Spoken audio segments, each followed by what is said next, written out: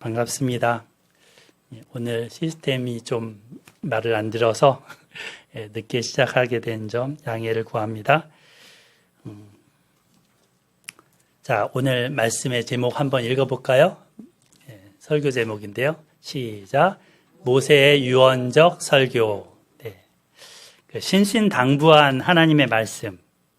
신명기의 그 신자가 신신당부하다의 신자. 여러분 다 알고 계실 겁니다. 이 신명기를 시작하게 하신 하나님께 감사를 드립니다. 신명기는 히브리어 제목으로 뭐냐면 말씀들이라고 합니다. 그리고 헬라어로는 듀테로노미, 좀 어렵죠? 듀테로노미온 이렇게 되는데 거기서 영어 제목이 왔습니다. 듀테로노미. 그리고 한글 성경의 이름도 여기서 왔습니다. 이 말씀은 여기 이제 파워포인트에 있지만 신명기 17장 18절 말씀, 그가 왕위에 오르거든 이 율법의 등사본을 레위 사람 제사장 앞에서 책에 기록하여 라고 했던 말씀 가운데서 이 등사본이라는 단어가 헬라어로 듀테로노미온입니다. 그 단어를 써서 이 70인역 성경의 제목으로 삼았습니다. 그리고 이제 영어로 또 한글로 이렇게 번역이 된 거죠. 신명기는 그래서 이 레위기라는 책이 있는데, 레위기라는 율법이 있죠. 그것을 다시금 말씀을 해주시는 그런 내용입니다. 보통 이제 이 레위기가 이제 그 계명들로 쭉 있는데 그냥 읽기만 해도 성경 통독하는 사람에게 있어서는 난제였잖아요. 내 위기가 왔다. 뭐 이래갖고. 네. 근데 하나님께서 이제 모세를 통해서 알기 쉽게, 그리고 그 청중에 맞게 설교한 내용, 그것이 바로 신명기입니다. 모세가 이 신명기에서 몇 편의 설교를 하냐면 3편의 설교를 합니다. 위대한 지도자였던 그 모세의 유언적 고별 설교가 바로 이 신명기라는 거죠. 이 설교 후에 약 40여일 후, 그러니까 이 설교를 포함해서 한 40일 이제 지나고 나서 모세는 눈을 감습니다. 설교가 오늘 본문에 나오겠지만 11월 1일부터 이 설교를 했는데 이제 가나안 땅에 그 다음 해 1월 10일 날 들어가거든요. 그런데 30일 동안 모세가 죽었을 때 애곡을 했다 그래요. 그러면 12월 12일이죠. 그래서 그 들어간 시기, 뭐 이런 시기를 따지게 되면 그 정도의 기간이 지난 것을 계산할 수 있습니다.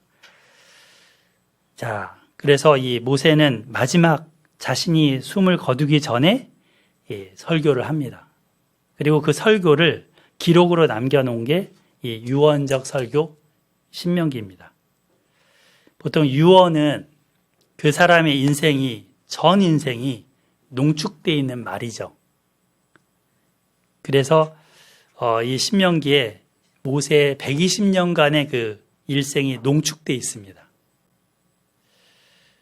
그의 삶, 그리고 그가 살아오면서 하나님과 가졌던 만남, 그리고 목회 경험, 이런 것들이 다 담겨 있습니다. 그러므로 이 유언적 설교는 강한 힘이 있습니다. 또 그 설교에는 무게감이 있는 거죠. 제 설교는 제가 살아온 만큼의 기간이 농축되어 있는 설교입니다. 자, 신명기의 서론과 모세의 첫 번째 유언 설교를 보겠습니다. 1절부터. 이제 어디에서 모세가 이 설교를 하는지 말하죠. 1절, 이는 모세가 요단 저편 저쪽 숲 맞은편에 아라바 광야 곧 바란과 도벨과 라반과 하세롯과 디사합 사이에서 이스라엘 무리에게 선포한 말씀이니라. 또 5절을 한번 보시면 모세가 요단 저쪽 모압 땅에서 이 율법을 설명하기를 시작하였더라 라고 나옵니다. 그 아라바 광야가 있는 요단 저쪽이 어디냐면 그들이 지금 발을 딛고 있는 모압 땅 근처입니다. 거기에서 모세가 이 말씀을 선포하고 있는 거죠. 그럼 이때가 언제라고요? 3절 40째 해 11째 달 그 달 첫날에, 그러니까 40년 11월 1일에 모세가 이스라엘 자손에게 여호와께서 그들을 위하여 자기에게 주신 명령을 다 알렸으나 했습니다. 고고학적으로 이렇게 연대기를 추정하는 사람들은 출애굽 연대를 1446년으로 봅니다. 일부 조금 다르게 보는 분도 있어요. 근데 그때부터 40년 지났으니까 이 해는 1406년, BC 1406년이 됩니다. 이때 첫 설교를 했다고 자세하게 이렇게 명확하게 기록해 놨습니다. 또 1절에 보면 이는 이스라엘 무리에게 선포한 말씀이라 했죠. 거기 선포한 말씀에 밑줄을 한번 그어보세요. 선포한 말씀. 또 3절에는 여호와께서 주신 명령이라고 했습니다. 명령에도 한번 그어보시고 5절에서는 율법을 설명한 것이다 했습니다. 그러니까 이 설교, 모세의 설교는 선포한 말씀이면서 주님이 주신 명령이면서 그 율법을 설명하는 거죠. 그냥 모세 자신의 무슨 권면이나 충고 정도가 아니라는 겁니다. 어떤 지혜로운 사람이 인생을 이렇게 쭉 살면서 자기의 실패와 성공담을 가지고 무슨 자기개발 지침서처럼 말하는 게 아니라는 거예요. 온 우주를 창조하시고 또 이집트에서 노예됐던 그 백성들을 끄집어내서 시내산에서 언약을 맺으신 그 하나님, 그 하나님의 말씀이라는 거죠. 이 말씀을 대신 모세가 전한다는 거죠. 근데 그 하나님의 말씀이 율법이라고도 하는데 율법을 그냥 딱 들으면 좀 어려워할 수 있어요. 그러니까 알아듣기 좋게 쉽게 자세하게 설명해 주는 거죠. 또한 하나님의 말씀을 이제 여기서 선포라는 부분은 뭐냐면 듣든지 아니 듣든지 말하는 거예요. 하나님의 말씀을. 그 사람이 듣든지 안 듣든지 선포하는 겁니다. 하나님의 말씀을 가감 없이 다 알리는 것이 이 설교자가 해야 될 역할이고 책임이죠. 모세는 이 설교로 하나님의 말씀을 바꾸거나 뒤집거나 보태거나 빼고 이렇게 하려는 게 아닙니다. 하나님의 말씀을 청중에게 정말 잘 알아듣도록 그들이 알아듣고 순종하도록 전합니다. 만약 이제 사람들이 그냥 듣기 좋은 말만, 달콤한 말만 전하려고 했다면 레위기에서 좀 좋은 말만 빼서 전해주겠죠. 그죠? 그랬다면 그 사람은 하나님의 종이 아닙니다. 사람의 종일 뿐인 거죠. 모세는 하나님의 종입니다. 그래서 이 설교자는 자기 말을 만들어내는 사람도 아니고 또 하나님의 말씀을 잘 전달하고 알아듣기 쉽게 명확하게 지혜롭게 설명하는 자라는 것을 여기서 배울 수 있습니다. 이번이 마지막 설교인 것처럼 유언적으로 전하는 사람인 거죠. 저도 오늘 이렇게 설교를 하고 있습니다. 이 자리에 서서 매번 긴장이 되고 그렇긴 합니다. 설교를 준비하면서 이 말씀을, 하나님의 말씀을 바르게 어떻게 전달할까 애를 쓰고 궁구합니다.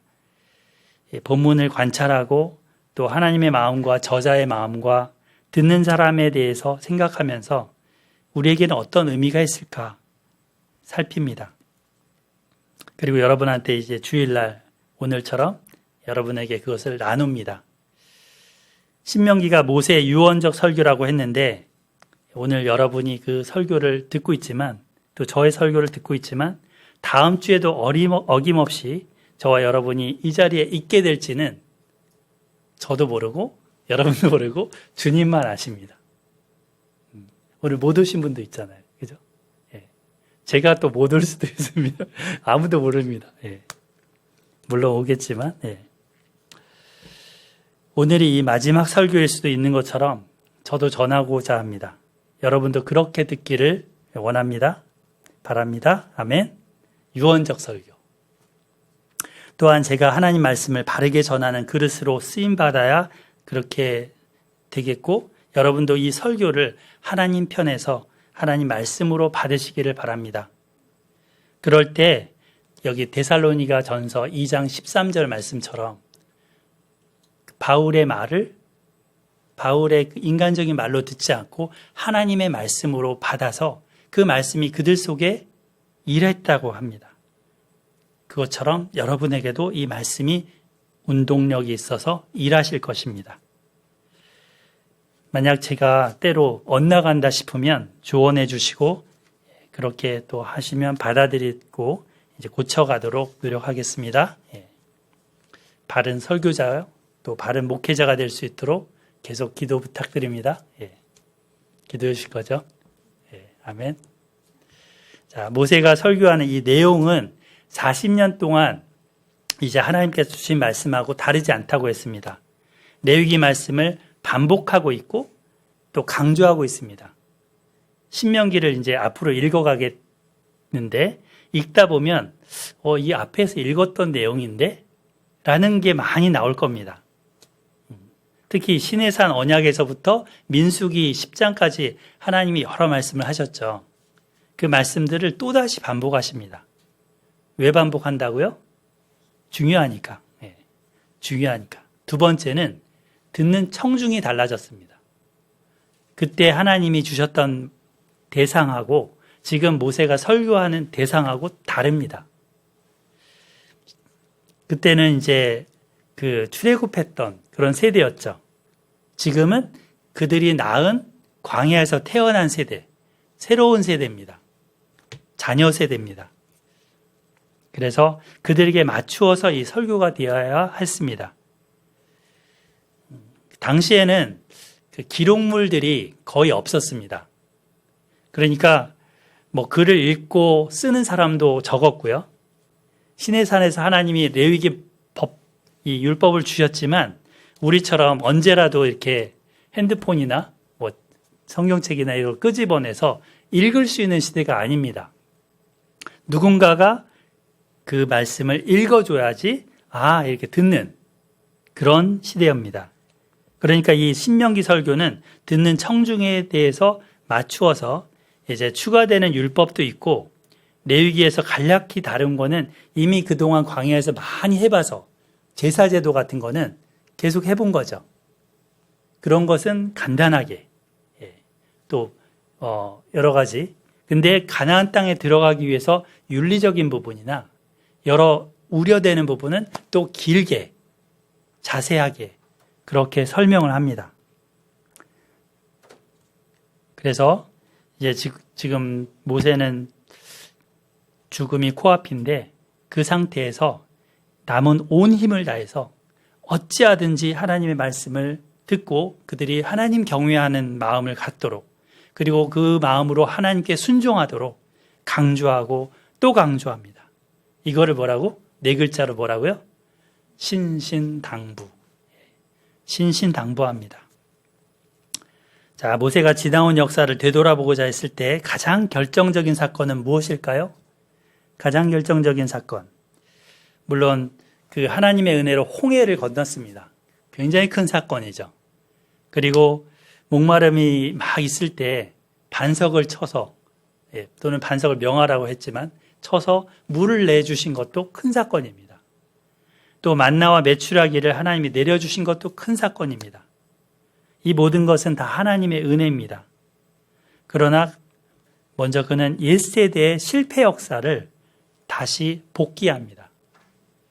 바둑을 다 두고 난 다음에 패배했을 때 어디서 이게 잘못됐지?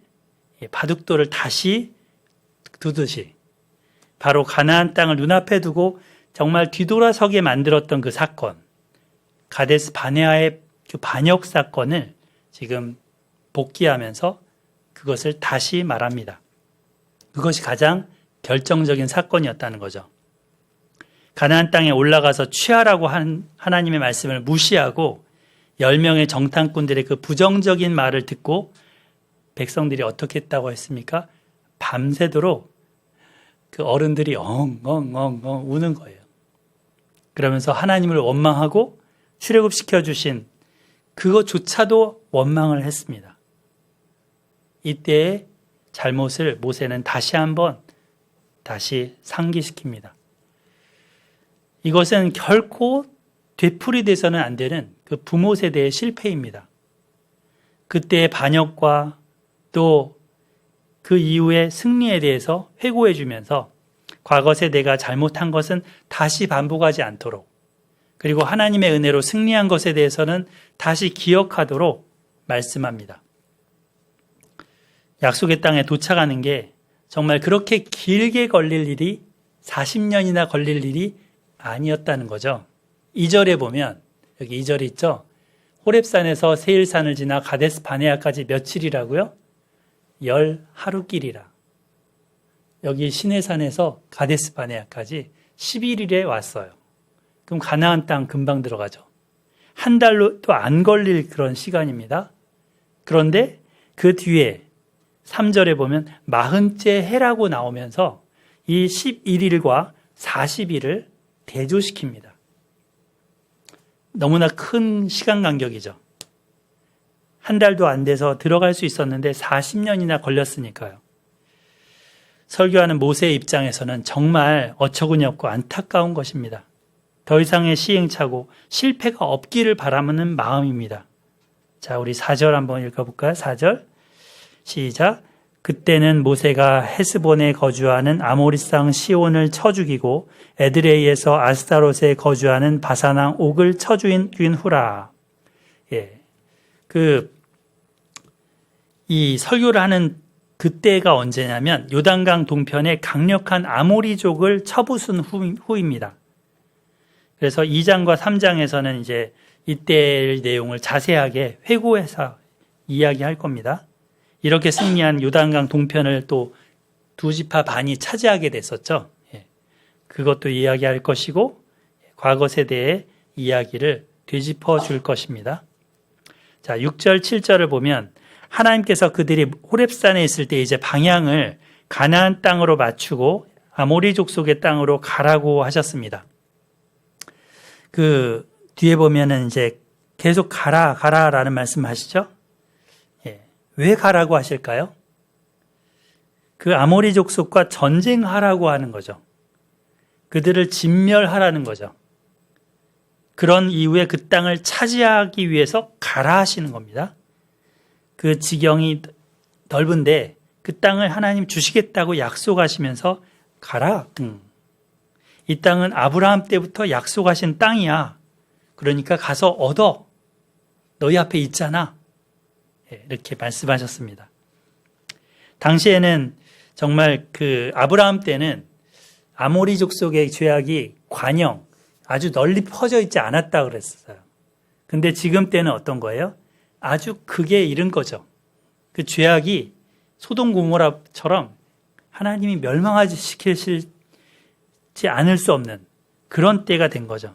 그래서 하나님이 이들을 쓰셔서 그들을 이제 심판하고자 하십니다. 이스라엘 백성을 무기로 삼는 거죠. 그러므로 이스라엘 백성은 하나님 믿고 들어가면 됩니다. 이미 승리한 싸움이에요. 하나님이 친히 싸워주실 거라고 하니까요. 8절 보면 내가 너희의 조상 아브라함과 이삭과 야곱에게 맹세하여 그들과 그들의 후손에게 주리라 한 땅이 너희 앞에 있으니 들어가서 그 땅을 차지할지니라. 자, 그 땅을 차지하기 위한 이 전쟁을 위해서는 일단은 뭐가 필요해요? 일단 군사적인 조직과 리더십이 필요합니다. 그래서 모세가 볼 때 홀로 이 백성들을 다 통솔할 수가 없는 겁니다. 백성 수가 얼마나 된다 그랬어요? 장정만 60만. 그러니까 엄청난 백성들이죠. 이들을 이끌고 전쟁을 치르고 또 땅을 분배하고 통솔해야 하는 것을 모세 혼자 할 수 없습니다. 각종 소송들도 올라올 것이고 또 매일마다 터지는 게 사건 사고잖아요. 또 질문들도 할 거예요. 하나님 이런 율법을 주셨는데 저한테는 어떻게 적용이 될까요? 뭐 이러면서 그런 것 답변해주고 또 어떻게 살아야 되는지 가르쳐주고 알려줘야 하는 역할을 다 할 수가 없는 겁니다. 이 입법, 사법, 행정이라고 하죠. 보통 국가에서 기관을. 근데 입법은 하나님이 이미 세워주셨죠. 레위기라는 법률을 세워주셨습니다. 그러면 이제 뭐가 필요한 거예요? 사법과 행정이 필요하죠. 이 적과 싸울 때 조직 그리고 군사의 리더십도 필요합니다. 이런 이제 군사 통솔이나 행정, 재판, 거기다가 이제 목회자로서 기도하고 설교하는 거 하나에서 10까지 모세가 홀로 다 하기는 너무 버겁고 힘겨운 것입니다. 그래서 백성들에게 호소합니다. 9절 보실까요? 그때 내가 너희에게 말하여 이르기를 나는 홀로 너희의 짐을 질 수 없도다. 12절에 한번 또 넘어가서 그 밑에 12절 그런즉 나 홀로 어찌 너희의 괴로운 일과 너희의 힘겨운 일과 너희의 다투는 일을 담당할 수 있으랴 했습니다. 물론 이제 그 사이에 보면 이제 모세가 얘기했듯이 백성의 수가 늘어난 건 하나님의 복인 거예요. 약속의 성취인 거예요. 그런데 모세는 지금 함께 동역할 일꾼이 필요합니다. 출애굽기 18장에서 모세가 혼자 재판하고 있으니까 방문했던 이드로 그 장인 이드로가 뭐라고 그랬어요? 당신 혼자 하는 재판하는 게 옳지 않다 하면서 천부장, 백부장, 십부장, 150부장, 10부장을 세우라고 하셨죠. 네. 그런 제안을 했었습니다. 그래서 모세는 이 합당한 자격을 갖춘 리더들을 세우고자 했습니다. 자기가 날 강해, 나 혼자 할 수 있어 이러지 않습니다. 자기 홀로는 백성의 고충을 다 돌볼 수 없음을 인정했습니다. 저희 에스라 소망교회도 개척교회이다 보니까 여러 가지를 목회자인 저 홀로 할 때가 많습니다. 이중직으로 또 평일에는 회사를 다녀야 되고 이러다 보니까 회사의 업무가 버거울 때도 많고 목회도 부족한 점들이 한두 가지가 아닙니다. 함께 짐을 질 동역자가 절실합니다. 그래서 때마다 우리 이호승 집사님한테 부탁하기도 하고 우리 사랑하는 수현 형제님한테 저렇게 부탁하기도 합니다. 그리고 여러 집사님들께 이것저것을 부탁을 드리고 있습니다. 근데 뭐 안 하겠다 이게 아니고 다들 자원해서 기쁨으로 해주시고 계십니다. 반주도 해주시고 내가 뭐 도와줄 일이 없어요? 이렇게 나오시고 자리도 같이 정돈해 주시고 함께 기도도 해주셔서 큰 힘이 되고 있습니다. 행사할 때는 이것저것 물건 구매랄지 또 성도 섬김에 대해서 힘써 주셔서 정말 고마운 마음 가득합니다. 감사하게 생각하고 있습니다. 우리 주님의 피로 사신 이 귀한 에스라 소망교회를 주님을 섬기는 마음으로 섬기는 하나님의 동역자 되신 귀한 지체들을 하나님께서 복 주시고 그 복에 복을 더하시기를 날마다 기도합니다. 하나님의 사역은 홀로 감당하는 게 아닙니다. 더불어 담당하는 일입니다. 각자의 은사와 각자의 역할과 각자의 어떤 장기를 하나님이 쓰셔서 그 공동체를 이루어 가십니다. 여기 보시면 사도 바울의 팀 사역을 갖고 왔습니다. 그 처음에 예루살렘 교회 하다가 핍박이 일어나서 흩어지면서 그 이방인과 유대인들이 함께하는 교회가 생겼죠. 안디옥 교회라고. 그 안디옥 교회에 바나바가 파송이 됐어요. 바나바는 동역자를 찾다가 바울 사도를 저기 고향에 있는 데려와서 함께 동역을 합니다. 그리고 나서 이제 또 교회를 어느 정도 안정감 있게 해나갈 무렵 성령께서 그들을 보내시죠. 이때 이제 바나바와 바울이 함께 또 마가와 함께 선교여행을 함께 합니다. 나중에는 의원 누가가 이 바울의 팀에 같이 또 붙습니다. 그리고 또 고린도에 가니까 브리스길라 아굴라라는 같은 업을 하는 그런 집사님 부부 그들을 동역자로 삼게 되었습니다. 루스드라에서는 디모데라는 신실한 청년을 만났습니다. 그리고 평생에 아버지와 아들 관계 같은 그런 관계를 가지게 됩니다. 그 외에도 에바브라 디도, 또 빌레몬, 디도, 또 이제 바울이 이렇게 편지를 보낼 때 바울이 말로 하면 그거를 받아 적어서 편지를 쓰는 더디오 같은, 더딘 사람이 아니에요. 더디오. 더디오 같은 사람도 있습니다. 걸출한 그 동역자들이 함께 했습니다. 하나님의 말씀을 바르게 삶에 적용하고 행정과 상담과 구제, 이런 전문적인 영역에 대해서 지식을 가진 그런 일꾼들이 바울 곁에 붙어서 함께 하나님의 사역을 해나갔습니다. 우리 교회에도 충성된 주님의 동역자들 많이 허락해 주시기를 간절히 간구합니다. 지금도 귀한 분들을 보내주신 것 감사를 드립니다. 자, 13절 볼까요? 너희가 각 지파에서 지혜와 지식이 있는 인정받는 자들을 택하라. 내가 그들을 세워 너희의 수령을 삼으리라 한즉. 여기 세울 수령의 그 자격을 얘기하고 있죠. 첫 번째는 지혜, 두 번째는 지식, 세 번째는 인정받는 것. 이 세 가지를 얘기하고 있습니다. 다역은 버블로 그려놨는데 이런 것들을 갖춘 사람을 삼으리라. 수령으로 삼으리라. 그 출애굽기 18장에 가면 이드로가 이제 아까 권면했다 그랬잖아요. 그때는 자격 요건이 이렇게 나와요. 능력 있는 사람들, 곧 하나님을 두려워하며 진실하며 불의한 이익을 미워하는 자, 그들을 세우라 했습니다. 앞서 나온 이 부분이랑 사실은 같은 내용입니다. 하나님을 두려워하는 자. 그래서 각 지파를 따라서 백성들이 천부장, 백부장, 50부장, 10부장, 조장들을 뽑습니다. 이 사람들은 여기 1000명을 이렇게 거느리는 사람, 100명을 거느리는 사람, 50명, 10명을 거느리는 마치 이렇게 연대장, 사단장, 그리고 중대장, 이런 식으로 얘기하는 것처럼 그런 군대 조직의 그런 장들을 뽑습니다. 전쟁 시에는 이들이 뭘 할까요? 이 군인들을 인솔하고 지휘하는 거죠.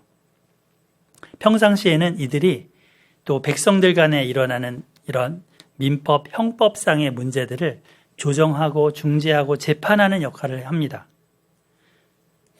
이 리더들이 갈등을 조정하고 해결하는 역할을 하는 거죠. 그죠? 리더가 이렇게 갈등을 만들어내서는 안 됩니다. 그래서 리더는 말에 늘 조심해야 합니다. 리더는 그 갖고 있는 지혜와 지식으로 갈등을 조정하고 해결해야 합니다. 뿐만 아니라 하나님의 말씀을 잘 알아야 되는 거죠. 그 말씀을 적용해야 되니까요. 그리고 또 백성들에게 이 받는 신임도 너무 중요합니다. 그래야 그의 말이 이제 판단이나 결정이 백성들에게 그렇죠, 수긍이 되면서 받아들여질 거 아닙니까? 그죠? 공동체에서 이 리더의 신임도가 만약에 바닥으로 떨어진다. 그러면은 위기입니다. 위기. 행동 거지 하나 입으로 여는 그 말, 내뱉는 말, 그 한마디 한마디가 문제와 갈등을 만들어낸다면 너무 심각한 것입니다.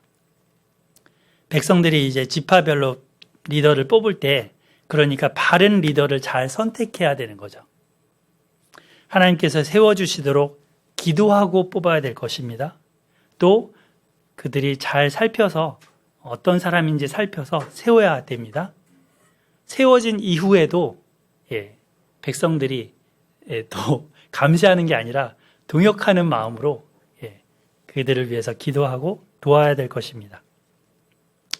한편 이 뽑힌 리더들은 백성들의 송사를 들을 때 한쪽 편 얘기를 이렇게 치우쳐서 듣는 게 아니고 양쪽 편 얘기를 다 들어보고 하나님 앞에 공정하게 재판을 해야 되겠죠.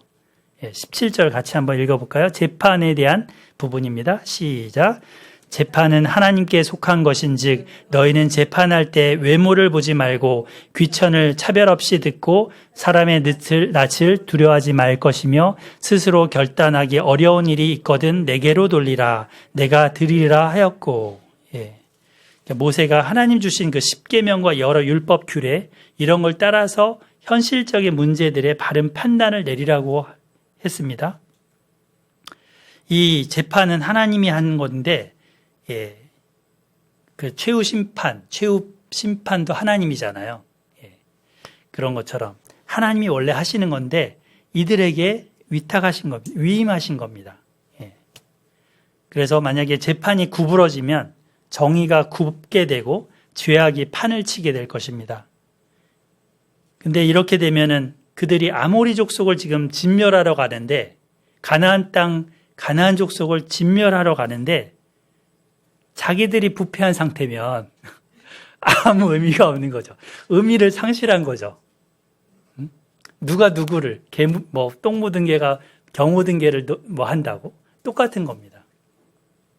그들 자신이 바른 공동체를 이루어야 됩니다. 그리고 바른 리더십을 세우는 게 너무 중요하고 바른 재판이 이루어지는 게 너무 중요합니다. 자, 군사, 행정, 재판 부분의 각 리더들이 각자 위치에서 백성들을 통솔하고 인솔할 수 있게 조직이 만들어졌습니다. 중간 리더들이 세워졌습니다.